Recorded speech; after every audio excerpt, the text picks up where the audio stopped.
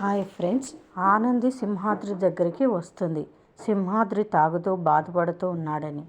నాయనా, అమ్మ వచ్చి నీ తాన బాధపడిందని నువ్వు మందు తాగి మర్చిపోదాం అనుకుంటున్నావా అని ఆనంది అంటూ ఉంటే, సరే బిడ్డ, సరే, నేను మందు తాగుడు మానేస్తా, కానీ నువ్వు నాకు ఒక మాట ఇవ్వు అంటాడు సింహాద్రి.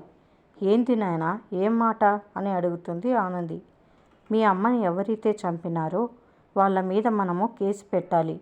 మీ అమ్మని చంపినోళ్ళ మీద మనం కేసు పెట్టాలి అని సింహాద్రి ఆవేశంగా చెప్తూ ఉంటే, ఆనంది సునంద అన్న మాటల్ని గుర్తు చేసుకుంటుంది.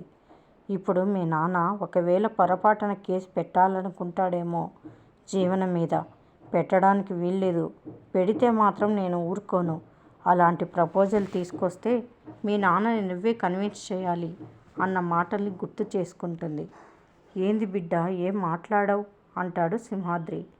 అత్తయ్య గారు ముంగటే చెప్పినారు కేసు పెట్టద్దు అని. నాయనా, ఏంటి కేసు అంటుండు, ఇప్పుడు నాయనతో నేనేం చెప్పాలి అని ఆనంది మనసులో అనుకుని చాలా ఇబ్బంది పడుతూ ఉంటుంది. ఇటు సింహాద్రికి అటు సునందికి మధ్యలో నలిగిపోతుంది ఆనంది. మరి ఆనంది ఈ సమస్య నుంచి ఎలా బయటపడుతుందో చూద్దాం. మరిన్ని అప్డేట్స్ కోసం ప్లీజ్ సబ్స్క్రైబ్ చేయండి. Thanks for watching.